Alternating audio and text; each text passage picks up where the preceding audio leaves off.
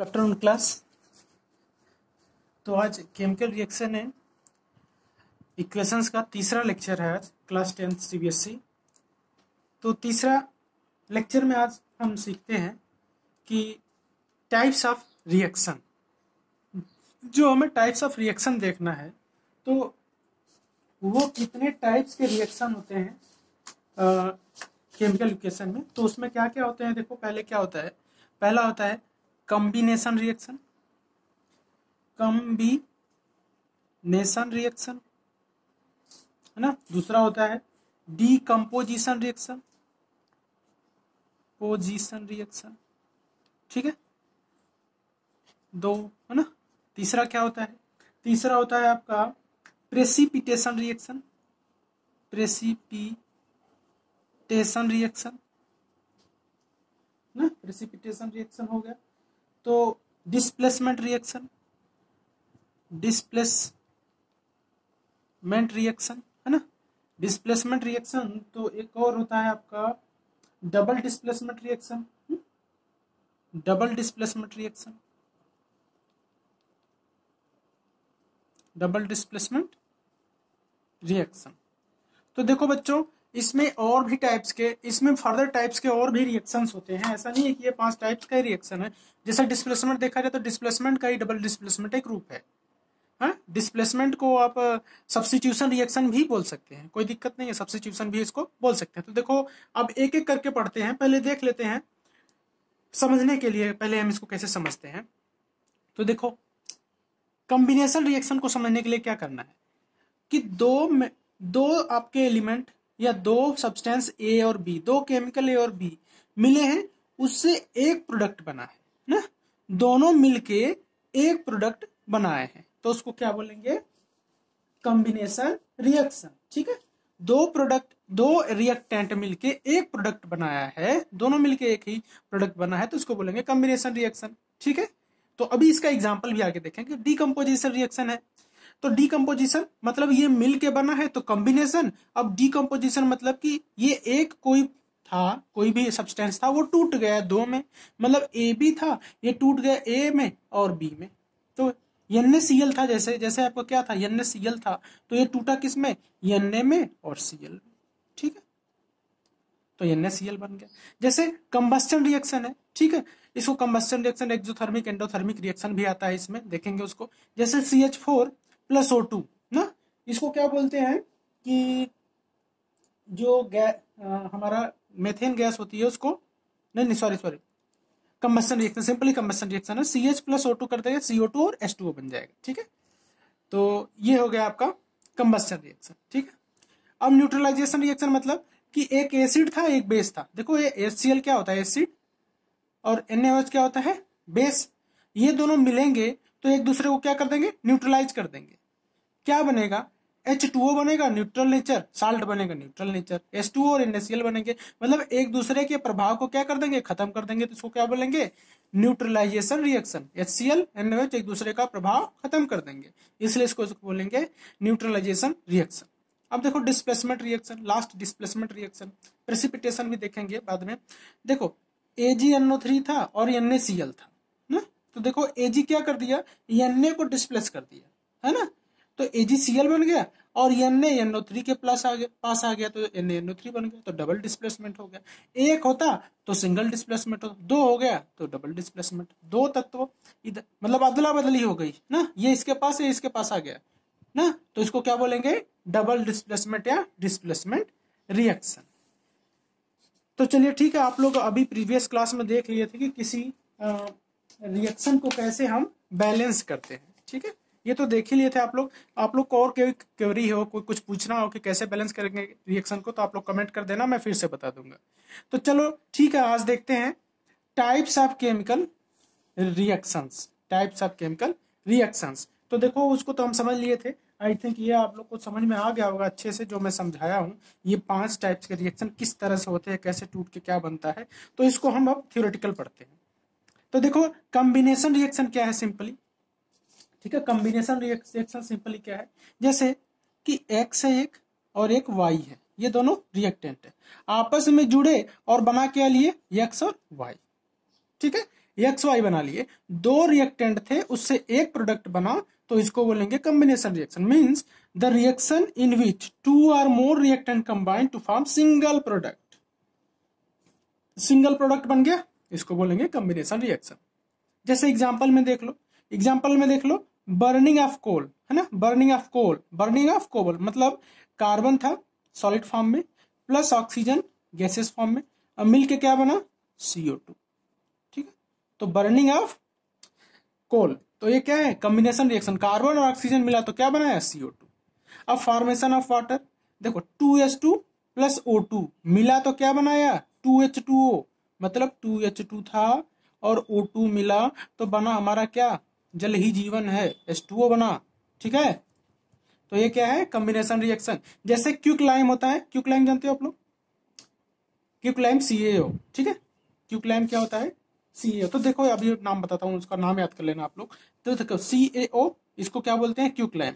H2O के साथ मिल गया तो क्या बना, CaOH का ट्वाइस। ठीक है, इसको क्या बोलते हैं, स्लैग लाइम, इसको क्विकलाइम। देखो एक बार नाम याद कर लो आप लोग। देखो ये क्विकलाइम बहुत पूछा जाता है, क्विकलाइम। एक होता है स्लैग लाइम, एक होता है मार्बल, सिंपली मार्बल बोल दो। ठीक है, लाइम स्टोन बोल दो। ठीक है, ये बहुत पूछा जाता है। तो क्विकलाइम क्या है, CaO। ठीक, और स्लैग लाइम क्या है, CaOH का ट्वाइस, और मार्बल क्या है, CaCO3। ठीक, तो ये चीजें आप लोग नोट कर लेना, 10 बार नोट कर लेना, बहुत पूछता है। यहां तक कि कॉम्पिटेटिव एग्जाम में भी पूछता है, गलत कर देते हैं लोग। ठीक है, तो अब इसी कॉम्बिनेशन रिएक्शन में हम आगे देखते हैं एक्सोथर्मिक रिएक्शन। ठीक है, एक्सोथर्मिक रिएक्शन इसी में देखते हैं। देखो एक्सोथर्मिक रिएक्शन क्या होता है कि reaction in which heat is released along with formation of product. देखो क्या बोल रहा है कि ऐसा रिएक्शन, एक्सोथर्मिक रिएक्शन वो रिएक्शन है कि जैसे A और B था ना, A और B था, है ना, उससे C बना है ना, उससे C जब बना है तो C बनने के टाइम इससे क्या निकली है, हीट निकला है या एनर्जी निकला है, तो इसको क्या बोलेंगे, इसको बोलेंगे एक्सोथर्मिक रिएक्शन। एक्सोथर्मिक मतलब कि इसमें से एनर्जी निकले। एक्सो मीन्स एक तरह से याद कर लो, एक्सो मतलब बाहर करना, एनर्जी को बाहर करना, एनर्जी को निकालना, एक्सोट करना, बाहर कर देना एनर्जी को। ठीक है, तो जैसे इसका एग्जांपल क्या है, बर्निंग ऑफ नेचुरल गैस। देखो ये बर्निंग ऑफ नेचुरल गैस क्या होती है, CH4, इसको O2 के प्रेजेंस में जलाए तो क्या बना, CO2 बना प्लस 2H2O बना, मॉइस्चर प्लस हीट। भाई आप गैस को जलाओगे, जैसे हमारे LPG गैस आती है, मिक्सचर जो होता है, उसको जलाए तो भाई CO2 बनेगा, CO2 तो बनेगा, H2O भी बनेगा और हीट भी निकलेगी उसमें से। ठीक है, नेचुरल गैस है तो हीट भी निकलेगी। तो ये क्या है, एक्सोथर्मिक रिएक्शन, जिसमें की एनर्जी बाहर निकले। जैसे हमारा रेस्पिरेशन है, रेस्पिरेशन है ना, रेस्पिरेशन है, तो रेस्पिरेशन भी एक एग्जांपल किसका है, एक्सोथर्मिक रिएक्शन का। एक रेस्पिरेशन प्रोसेस है हमारा, वो भी एक्सोथर्मिक रिएक्शन। देखो बहुत ज्यादा पूछा जाता है, NCERT का ही एग्जांपल है ये, बहुत टाइम पूछा जाता है कि रेस्पिरेशन और burning of natural gas exothermic है कि एंडोथर्मिक, तो एक्सोथर्मिक है। तो एक्सोथर्मिक का एग्जांपल क्या है, हमारा रेस्पिरेशन। देखो C6H12O6, जो ग्लूकोज हम खाना खाने के बाद जो ग्लूकोज बना है एक्वस फॉर्म में, ठीक है, वो 6O2, ऑक्सीजन जाएगा तो उसको क्या करेगा, बर्न करेगा। अगर ऑक्सीजन हम नहीं ले, चलो बायोलॉजी भी पढ़ाऊंगा आप लोग को, बताऊंगा कैसे रेस्पिरेशन है। ऑक्सीजन जब जाएगा नहीं तो इसको क्या करेगा, इसको ब्रेक ही नहीं कर पाएगा। अगर ऑक्सीजन नहीं जाए बॉडी में तो इस ग्लूकोज को तोड़ के फ्रक्टोज, ग्लूकोज और फ्रक्टोज में तोड़ ही नहीं पाएगा, मतलब जो भी है, मतलब एनर्जी नहीं दे पाएगा। मैं क्या बोल रहा हूँ कि एक्सोथर्मिक वो रिएक्शन होता है जिसमें एनर्जी रिलीज हो। तो अगर ये इसको बर्न नहीं कर पाएगा ग्लूकोज को, तो ना तो CO2 बनेगा, है ना तो 6H2O बनेगा और ना ही एनर्जी बनेगी। ठीक है, ऑक्सीजन जाता है तो ये क्या बनता है, एनर्जी। तो एनर्जी जो बनता है वो हमारे बॉडी को मिल जाता है, H2O जो अच्छा है तो हमारे बॉडी को मिलेगा, और CO2 बाहर निकल जाएगा। ठीक है, रेस्पिरेशन में। चलो समझ गए आप लोग ना, रेस्पिरेशन भी क्या है, एक्सोथर्मिक रिएक्शन है। चलो ठीक है। तो आगे देखते हैं हम आगे इसी प्रोसेस में चलते हैं, तो कुछ चीजें और देखते हैं हम। देखो डीकम्पोजिशन रिएक्शन अब देखते हैं ना, डीकम्पोजिशन। ठीक है, जैसे उसमें दो से एक बना, तो इसमें क्या होगा, इसमें एक था एक्स वाई, ये टूट किस में गया, एक्स प्लस वाई में। तो देखो सिंपल है, the reaction in which compound splits into two or more simple substances is called as decomposition reaction. अगर एक ही रिएक्टेंट है, एक ही रिएक्टेंट है, ये टूट के दो प्रोडक्ट में बन गया, तो इसको बोलेंगे डीकम्पोजिशन रिएक्शन। मैं भी आप लोग को पीडीएफ भी प्रोवाइड कर दूंगा, डोंट वरी। लेकिन साथ साथ नोट करते चलो, the reaction in which a compound splits मतलब टूट गया into two or more simpler substances is called decomposition reaction। समझ गए आप लोग, एक था रिएक्टेंट टूट गया दो में, तो इसको बोलेंगे decomposition reaction. I think everyone can understand. चलो इसी में देखते हैं थर्मल डीकम्पोजिशन।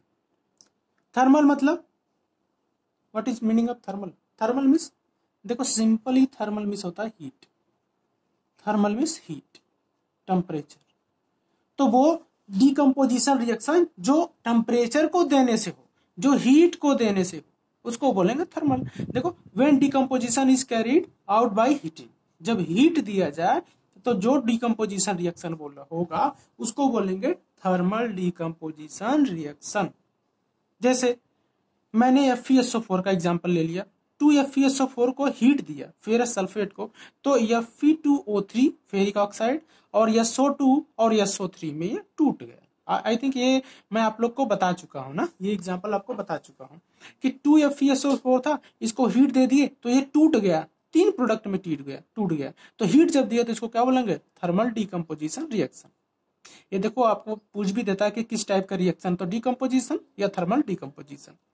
जैसे CaCO3 था, देखो लाइमस्टोन है ना, लाइमस्टोन।